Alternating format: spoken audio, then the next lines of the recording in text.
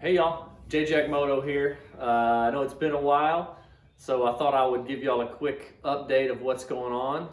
And a lot of things have changed since the last video that I put out all over the world. So I thought I would just do a quick update video, let you know what's going on. I think my last video was 4 months ago or so. So yeah, a lot of things have been going on.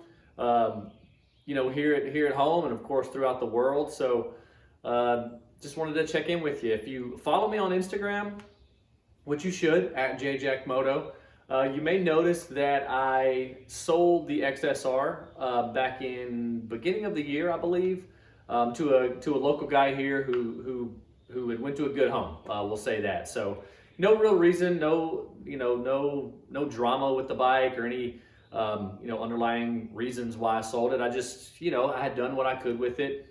And I kind of wanted just to move on to something else, and I couldn't do that until I sold the bike. So awesome bike, XSR will always, I think it's one of the best bikes out there right now. So I will always tell anyone, test ride a bike first, but if you're looking at the XSR, it's a top choice for sure.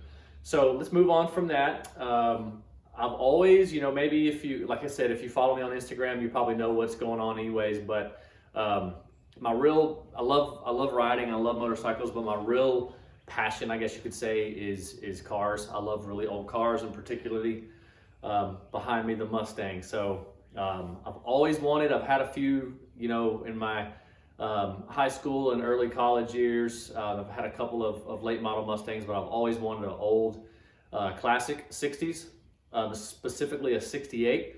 So that's what I did. I found one online through a collector in Michigan. Looked to be in really good shape, and I bought it unseen. So there's some lessons there, and we can go over that later. But it looked to be in really good shape.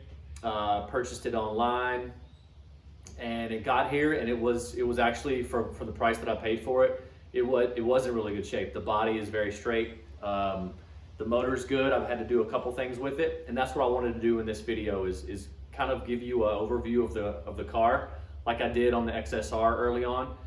Show you what I've done to it. I didn't really have time to film a lot of the stuff that I did to it, just because I'm kind of impatient. So I wanted to go ahead and do a lot of that stuff to get it running where I could enjoy it.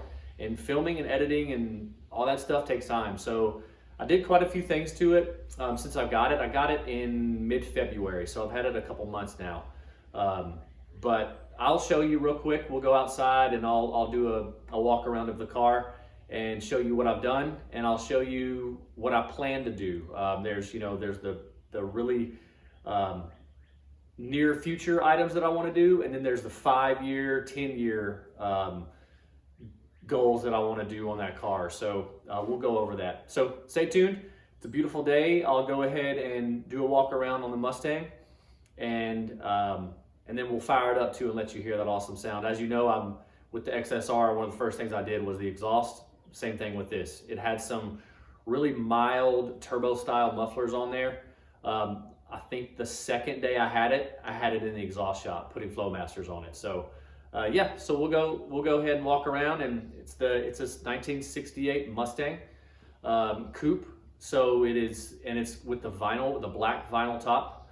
The color is lime gold, and the interior is ivy green. So I'll show that beautiful color combination to y'all here in just a second. All right, stay tuned.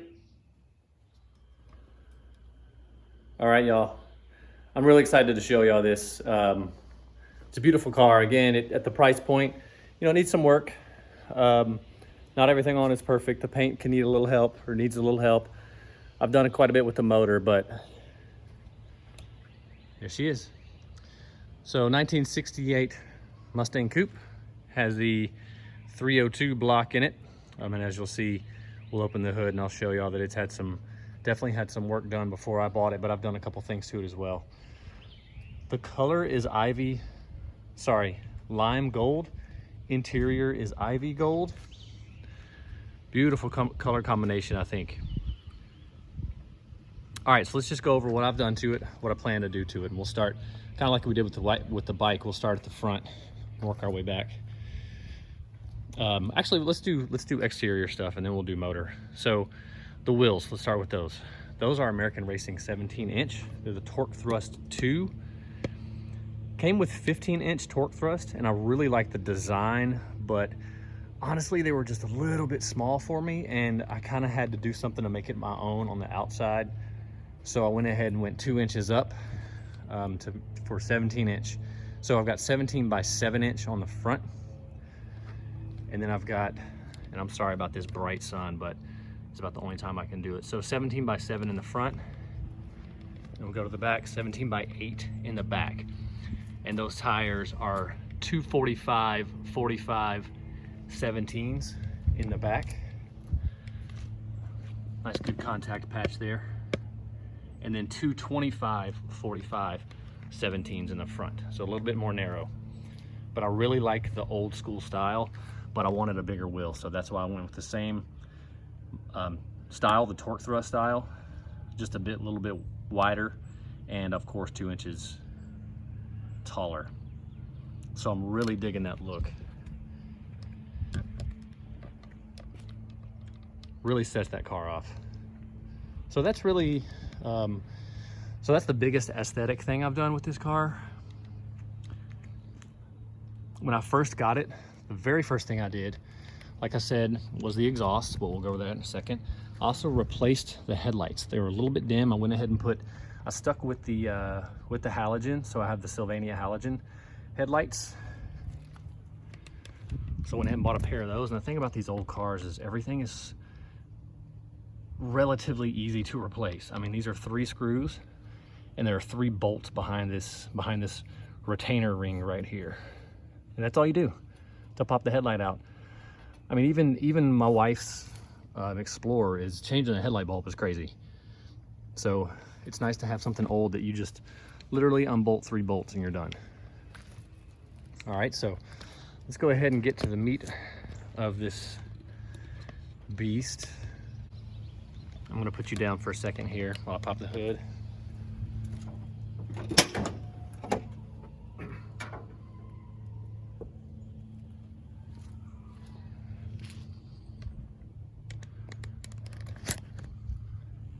All right, so like I said, 302 block. From what I can tell, by the code on this motor, by the number plate, it did come with a 289, so I'm pretty sure this motor is after, has been put in. But it looks fairly new. Not new, probably the past 20, 25 years. So in classic car, I guess you could call it new. But so the biggest thing you'll see here, obviously you'll see the nice valve covers here. You'll see that nice big tall carburetor and the Edelbrock Performer RPM intake. So those along with the aftermarket cam, which you will hear in a second, this thing's got some get up. So for 52 years old, it's running pretty healthy. So first thing I did, well, one of the first things I did performance wise was I went ahead and changed out this carburetor to the same exact model that was on it. It did have an Edelbrock 1405, which is a 600 CFM model with manual choke. It was having some issues. So I rebuilt the top end of the car, but it still was having some problems. So I just went ahead and got a brand new carburetor. Popped right on, started right up. Of course, it's got the nice big oval air cleaner there. Looks really cool. And then to facilitate that, I've got the cowl hood that you probably saw in that first shot there. Gives it a really aggressive look. So what I'm gonna do with this motor, probably the next 6 months, is clean up all these hoses and wires. The wires really need a nice girdle system going on. They're not awful, but they really need some nice organization going on. And these heater hoses, all right, see them? Heater hoses are they're just kind of poking out. I did have to replace the heater core, which was awful. But along with that, I had to replace this heater hose. So you'll see here, typically out of these motors, there's a 90-degree angle bend here, and this heater hose jumps off here and cruises right down the side of the valve cover there. But you'll see they've got it going up and over, which it works. I mean, there's nothing, it's definitely functional, more than functional, but I really want to clean up all these hoses make them nice and pretty. All right, so another thing I did is I noticed when I first got the car, I was having pretty bad exhaust leak. So I patched it up, did a nice little patch job on on the header bolts. Some of the flanges were rusted out, but it worked for a while. But I knew I needed some headers, so I went ahead and got some headers. These are Jegs ceramic coated headers. Not sure if you can see those. The sun is being a little bit of a bugger today. You see those there. I put those on myself. That was an interesting process. One person putting on headers, taking off old headers and putting them on. But it actually worked out pretty nice. Like I said, I'm maybe confident is the right word in the garage. I'm not a mechanic, but you know, if you kind of have an understanding of how things work, you know, you can do most of this stuff yourself. And YouTube has been a huge help too. So those headers went on. You can see them under here. Pretty good ground clearance. You know, a lot of long tubes with these older cars, the ground clearance is an issue, but I don't have this car lowered. So that's not gonna be an issue. You'll see they're tucked up nicely. That flange there is welded in nice. So I'm really happy with these headers. 2.5 inch exhaust going all the way back to those Flowmasters 40 series. Yeah, and this car sounds so good. So my plans, of course, it has a cam under here. And it is a C4, which is the 3-speed, Ford's 3-speed. Let me close this real quick.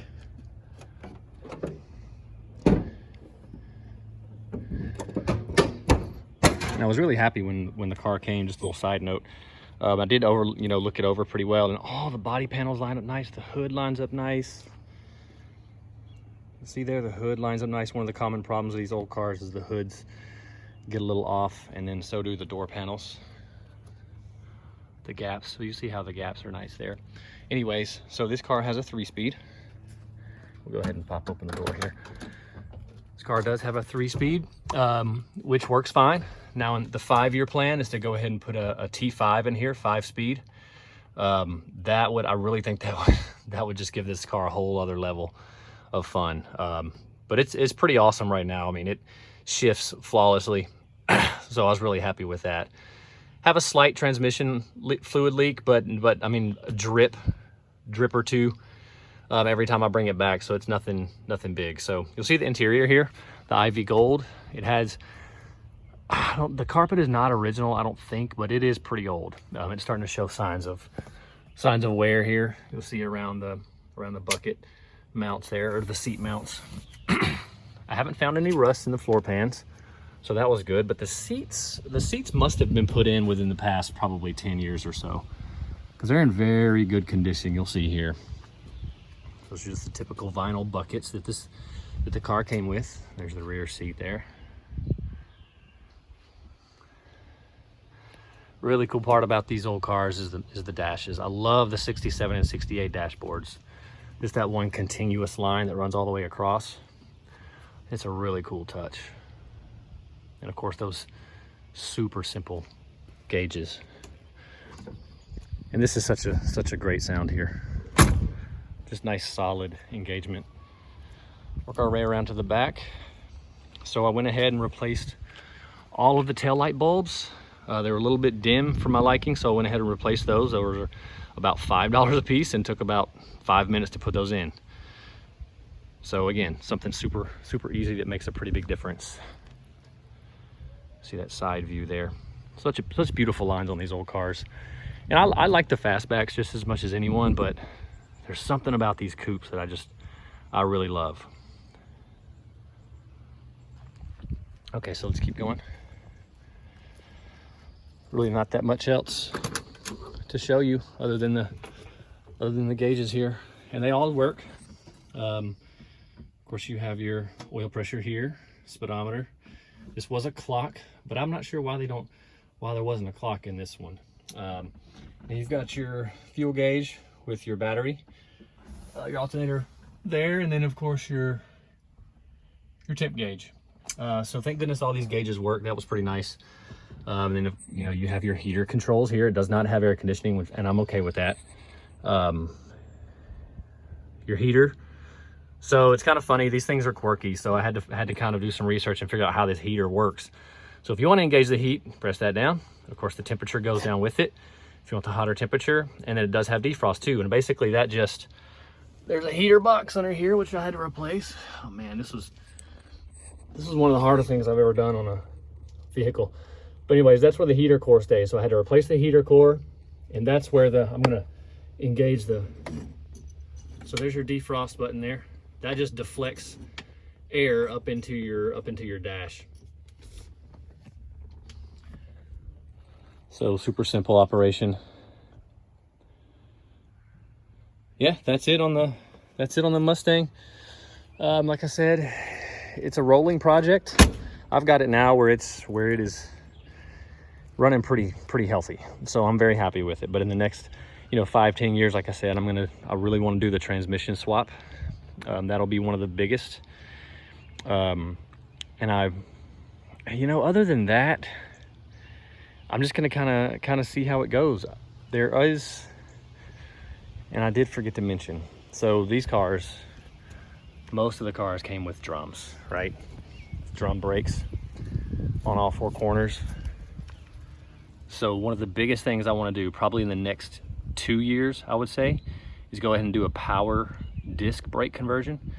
And from what I've seen, it's doable to do it yourself. So I'm pretty confident I can do that. So that'll be in the next couple years. So be on the lookout for that. All right, so that's an overview. Let's go ahead and get this thing started. Let y'all hear it. Beautiful chrome. Profiles on these cars are just incredible. All right, start it up. All right, so I just started it up. It's a little cool, or a little on the cold side, so it may take those cams a second, but it should fire right up.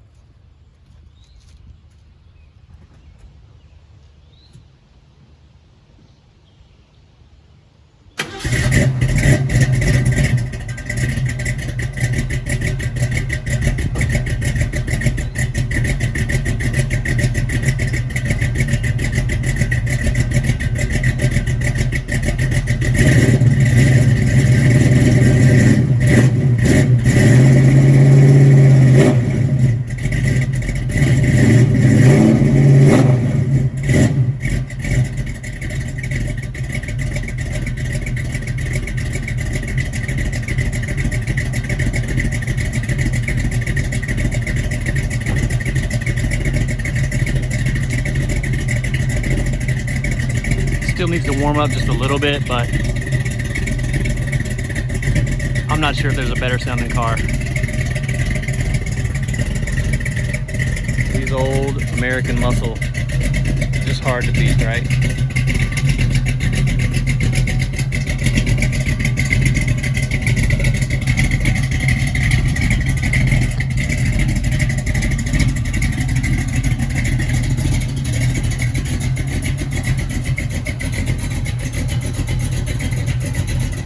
All right, thank y'all for joining me.